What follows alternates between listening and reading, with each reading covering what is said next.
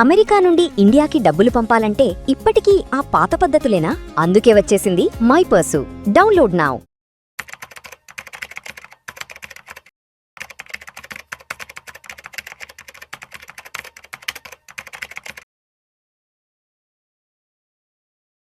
నమస్తే అండి, welcome to Suman TV. నేను విజయకర్దార్. ఇప్పుడు కొత్తగా ఎస్ఐఎఫ్స్లో మనకి ఎన్ఎఫ్ఎస్ వస్తున్నాయండి.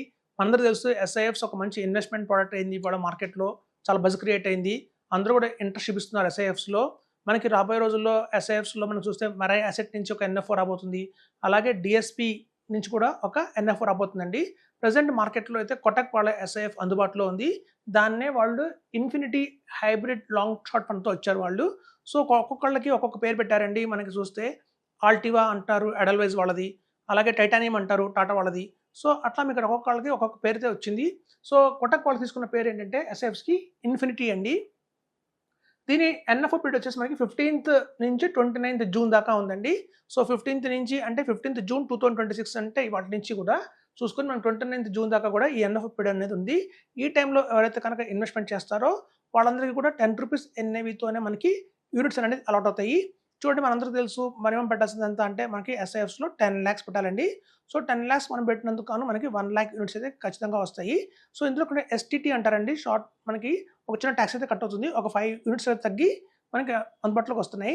సో ఇక్కడ చూడండి, మీకు బ్యాలెన్స్ అడ్వాంటేజ్ ఫండ్స్ అంటే అందరూ అడిగే క్వశ్చన్ ఏంటంటే మార్కెట్లో మనకు ఆల్రెడీ మ్యూచువల్ ఫండ్స్లో బ్యాలెన్స్ అడ్వాంటేజ్ ఫండ్ ఉంది కదా, అలాగే అగ్రెసివ్ హైబ్రిడ్ ఫండ్ ఉంది కదా, మరి దీంతో ఉన్న కంపారిజన్ ఏంటి అంటే మనకి ఎస్ఐఎఫ్స్లో వస్తున్న హైబ్రిడ్ స్కీమ్తో కంపారిజన్ ఏంటి అని అడుగుతున్నారండి. ఇక్కడ చూడండి, మనకి బ్యాలెన్స్ అడ్వాంటేజ్ ఫండ్లో చూస్తే మనకి ఈక్విటీ ఏదైతే ఉందో ఈ ఈక్విటీలో వచ్చేసి మనకి 40 to 60% అలొకేట్ చేస్తారండి. అంటే వాళ్ళు మొత్తం తీసుకుంటే ఈక్విటీ ఇన్వెస్ట్మెంట్స్ ఏదైతే ఉంటుందో ఈక్విటీకి ప్రపోర్ట్ చేసిన అమౌంట్ 40% to 60% ఉంటుంది. అలాగే అగ్రెసివ్ హైబ్రిడ్ స్కీమ్స్లో ఏంటంటే మనకి వచ్చేసి ఈక్విటీలో 65% నుంచి 80% దాకా కూడా వాళ్ళు ఈక్విటీలో ఇన్వెస్ట్మెంట్ చేయడానికి అయితే ఉందండి. ఇక్కడ మినిమం 65% పెడతారు ఈక్విటీలో. అలాగే చూస్తే హైబ్రిడ్ స్కీమ్స్ మనం ఏదైతే అనుకుంటున్నామో ఎస్ఐఎఫ్ నుంచి వీళ్ళకి వచ్చిన లిమిట్ ఎంత అంటే ఈక్విటీలో 35% మినిమంగా పెట్టాలండి. అప్ టు మ్యాక్సిమం ఆఫ్ 75% దాకా పెట్టుకోవచ్చు వాళ్ళు. సో చూడండి, చాలామంది మనకి బ్యాలెన్స్ అడ్వాంటేజ్ ఫండ్స్ కానివ్వండి, అలాగే అగ్రెసివ్ హైబ్రిడ్ స్కీమ్స్ కానివ్వండి తీసుకుంటే అది ఎవరు అంటే కనుక రిటైర్ అయిన పర్సన్స్. సో ఎవరైతే రిటైర్ అయ్యారు వాళ్ళకి రెగ్యులర్ ఇన్కమ్ కావాలి. బ్యాంక్లో ఎఫ్డీలో మనకి వస్తే 6.7% కంటే రావట్లేదు. అక్కడ ప్రిన్సిపల్ గ్రోత్ అనేది ఉండదు. సో చాలామంది తీసుకుంటే వాళ్ళందరూ కూడా లంసంగా పెట్టే వాళ్ళందరూ కూడా మనకి హైబ్రిడ్ కేటగిరీలో పెడతారు సిస్టమాటిక్ విత్డ్రాల్ ప్లాన్ కోసం. సో అట్లాంటి సిస్టమాటిక్ విత్డ్రాల్ ప్లాన్ కోసం మనం చూస్తే అట్లాంటి ఏజ్డ్ పీపుల్కి రిస్క్ని ఎంత తగ్గిస్తే అంత మంచిదండి. ఇక్కడ చూస్తే మనకి ఈక్విటీ 40 to 60% ఉంది. ఇక్కడ ఏముంది ఈక్విటీ 80% దాకా వచ్చింది. ఇక్కడ మ్యాక్సిమం 75% దాకా మనకి ఈక్విటీ ఉంది. సో ఇక్కడ చూస్తే మీకు డెట్ అంటే బ్యాలెన్స్ అడ్వాంటేజ్ ఫండ్లో ఏంటంటే అండి ఈక్వల్ ఇంపార్టెన్స్ ఉంటుంది డెట్కి, అలాగే చూస్తే మనకి ఈక్విటీకి. సో ఇక్కడ అందుకే డెట్ కూడా చూస్తే మినిమంగా 40% నుంచి మ్యాక్సిమంగా 60% దాకా కూడా పెట్టుకోవచ్చు అండి. అలాగే అగ్రెసివ్ హైబ్రిడ్ స్కీమ్స్లో ఏంటంటే అగ్రెసివ్ పేరులోనే ఉందండి అగ్రెసివ్ అనేది. అంటే వాళ్ళు మెజారిటీ ఆఫ్ ద ఇన్వెస్ట్మెంట్ ఈక్విటీలో చేస్తారు, డెట్కి పెద్ద ప్రాధాన్యత ఇవ్వరు అందులో. అందుకే వీళ్ళు మినిమం 20% నుంచి 35% కంటే కూడా ఎక్కువ మనం ఎక్స్పెక్ట్ చేయడానికి లేదు డెట్ కేటగిరీలో అలొకేషన్లో. అలాగే చూస్తే మన హైబ్రిడ్ స్కీమ్స్లో కూడా చూస్తే మీకు 25% నుంచి మ్యాక్సిమం 65%. అంటే చూడండి, మార్కెట్ ఎటువంటి పరిస్థితుల్లో బాగాలేదు అనుకున్నప్పుడు కూడా వాళ్ళు ఎక్కువ శాతం డెట్ ఫండ్లోకి వెళ్ళిపోవచ్చు. మ్యాక్సిమం అప్ టు 65% దాకా కూడా డెట్లోకి వెళ్ళిపోవచ్చు. షార్టింగ్ అంటారండి.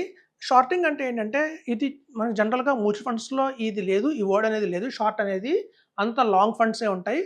అంటే వాళ్ళు షార్ట్గా సెల్లింగ్ చేయడానికి అయితే అవకాశం లేదు. మార్కెట్ పడింది అంటే చూడండి, లాస్ట్ 2 years నుంచి మార్కెట్ చాలా డాషిక్ అయితే ఫాల్ అయితే జరిగింది. అట్లాంటి టైంలో మ్యూచువల్ ఫండ్ మేనేజర్స్ అందరూ కూడా చూస్తూ కూర్చున్నారు తప్ప వాడిని పోర్ట్ఫోలియోని వాళ్ళు ఏమాత్రం షార్ట్ చేయడానికి అవకాశం లేకపోయింది. ఎందుకంటే అందులో ఆ పర్మిషన్ లేదు. ఇక్కడ ఏంటంటే లక్కీగా మనకి 25% అంటే up to 25% of the net assets అండి. అంటే మొత్తం ఆ వాల్యూమ్ ఎంతైతే ఉందో ఆ ఫండ్లో అంత కార్పస్లో కూడా 25%ని వాళ్ళు షార్ట్ చేసేయచ్చు. అంటే ఈక్విటీని షార్ట్ చేసేసి డెట్లోకి వెళ్ళిపోవడం, క్యాష్లోకి వెళ్ళిపోవడం అలాంటివన్నీ చేయొచ్చు. అలా చేయడం వల్ల ఏమవుతుందంటే మనకి ప్రిన్సిపల్ ప్రొటెక్షన్ చాలా ఎక్కువగా ఉంటుందండి. సో ప్రొటెక్షన్ వైజ్ కంపేర్ చేస్తే మనకి ఎస్ఐఎఫ్ చాలా బెస్ట్ పర్ఫార్మెన్స్ అని చెప్తున్నాను.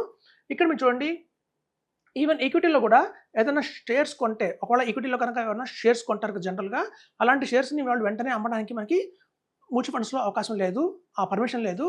కానీ వేరేజ్ ఇక్కడ ఎస్ఐఎఫ్స్లో వచ్చేసి మనకి ఈక్విటీలో సంబంధించిన స్టాక్స్ ఏవైతే ఉంటాయో అవి వాళ్ళు కావాలంటే 25% దాకా స్టాక్స్ని వాళ్ళు షార్ట్ సెల్లింగ్ చేసి పెట్టచ్చు మార్కెట్ రిస్కీ అనిపిస్తే. సో అదొక అడ్వాంటేజ్ అయితే మనకి ఎస్ఐఎఫ్లో దొరుకుతుందండి. ఆ అడ్వాంటేజ్ మనకి మ్యూచువల్ ఫండ్స్లో లేదు. అటు బ్యాలెన్స్ షీట్ ఇన్వెస్ట్మెంట్స్లో లేదు, అటు అగ్రెసివ్ హైబ్రిడ్ స్కీమ్స్లో లేదు. అందువల్ల మనం రిటర్న్ కంపేర్ చేస్తే ఇది ఒక ప్లస్ అనుకుందామండి. బ్యాలెన్స్ షీట్ ఇన్వెస్ట్మెంట్ ప్లస్ ఇస్తే మనకి అగ్రెసివ్ హైబ్రిడ్ ఎంత వస్తుందంటే ప్లస్ ప్లస్. ఎందుకంటే ఇక్కడ ఈక్విటీ పోర్షన్ ఎక్కువ ఉండడం వల్ల మార్కెట్స్ చూడండి ఎప్పుడు కూడా డౌన్ఫాల్ అవుతుండవు, అలానే మార్కెట్స్ ఎప్పుడు కూడా అమాంతం అప్ కూడా ఉండదు, వాలటాలిటీ మార్కెట్ ఉంటుంది. సో అట్లాంటి మార్కెట్లో కొద్దో గొప్ప ఈక్విటీ ఎంతో కొంత లార్జ్ క్యాప్లో ఎక్కువ ఇన్వెస్ట్మెంట్ చేస్తారు కాబట్టి వీళ్ళు మనకి రిటర్న్ కంపేర్ చేస్తే బ్యాలెన్స్ షీట్ ఫండ్స్ కూడా కూడా మీరు కంపేర్ చేయండి ఏదైనా ఫండ్ తీసుకొని అగ్రెసివ్ హైబ్రిడ్ స్కీమ్స్లో మనకి ప్లస్ ప్లస్ వస్తుందండి. ఇట్లాంటి అగ్రెసివ్ ఉన్న ప్లస్ ప్లస్ రిటర్నే మనకి కూడా మనం ఇందులో కూడా ఎక్స్పెక్ట్ చేయొచ్చు హైబ్రిడ్లో కూడా. ఎందుకంటే ఇందులో కూడా మ్యాక్సిమం అలొకేషన్ ఆఫ్ ఈక్విటీ వచ్చి మనకి 75% దాకా ఉంది, లైక్ హైబ్రిడ్ లాగానే ఉంటుందండి. సో మనం చూస్తే రిటర్న్ ఇక్కడ ప్లస్ అయితే బ్యాలెన్స్ షీట్ ఫండ్లో, ఇక్కడ అగ్రెసివ్ హైబ్రిడ్లో అయితే ప్లస్ ప్లస్ అయితే ఇక్కడ హైబ్రిడ్ ఎస్ఐఎఫ్లో వచ్చేసి మనకి ప్లస్ ప్లస్ ఉంటుందండి, సేమ్ ఉంటుంది. కానీ రిస్క్ చూడండి, రిస్క్ ఇది చాలా ఇంపార్టెంట్. ఎందుకంటే మనం సిస్టమేటిక్ మ్యూచువల్ ప్లాన్లో వెళ్తున్నాము అంటే అర్థం ఏంటంటే లంసమ్గా మన దగ్గర ఉన్నది ఎంత అమౌంట్ ఉందో అంత అమౌంట్ మనం డంప్ చేస్తున్నాం మార్కెట్లో. అది 50 lakhs పెట్టేవాళ్ళు ఉన్నారు, 1 crore పెట్టేవాళ్ళు ఉన్నారు, 2 crores పెట్టేవాళ్ళు కూడా ఉన్నారు. సో ఎప్పుడైతే మనం లంసమ్గా వాల్యూమ్ ఆఫ్ పెద్ద అమౌంట్ని, ఎస్ఐపి అంటే వేరేంటి, మినిమం 5,000 rupees ఎవరి మంత్ వేస్తాం, 10,000 rupees మనం వేస్తాం. కానీ సిస్టమేటిక్ మ్యూచువల్ ప్లాన్లో మనం పెట్టి రెగ్యులర్గా ఇన్కమ్ తీసుకోవాలి అంటే మాత్రం లంసమ్గా పెద్ద అమౌంట్ పెట్టాల్సి వస్తుంది. అది 30 lakhs, 25 lakhs, 50 lakhs, 1 crore అట్లా. సో మనం అప్పుడు అలాంటి పెద్ద అమౌంట్లు మనం డంప్ చేస్తున్నాం కాబట్టి మార్కెట్లో సేఫ్టీకి ఎక్కువ ఇంపార్టెన్స్ ఇవ్వాలండి. ఇక్కడ చూస్తే మీరు రిస్క్ పారామీటర్లో ఆలోచిస్తే బ్యాలెన్స్ అడ్వాంటేజ్ ఫండ్ మనకి మోడరేట్గా ఉంటుందండి. ఎందుకు మోడరేట్గా ఉంటుంది అంటే అందులో ఈక్వల్ పోర్షన్ మనకి ఈక్విటీలో ఉంటుంది, అలాగే ఈక్వల్ పోర్షన్ వచ్చేసి మనకి డెట్లో కూడా ఉంటుంది.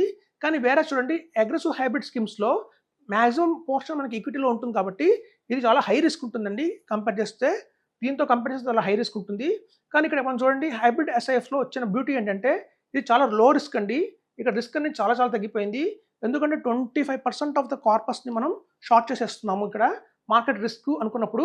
సో దాని అనుగుణంగా మళ్ళీ 65% దాకా కూడా మనం మ్యాక్సిమం డెట్లో పెట్టుకునే అవకాశం ఉంది ఎప్పుడైతే మార్కెట్ మనకి సహకరించట్లేదో. సో ఈ 2 కారణాల చేత మనకి రిస్క్ పారామీటర్లో ఆలోచిస్తే చాలా లో ఉందండి.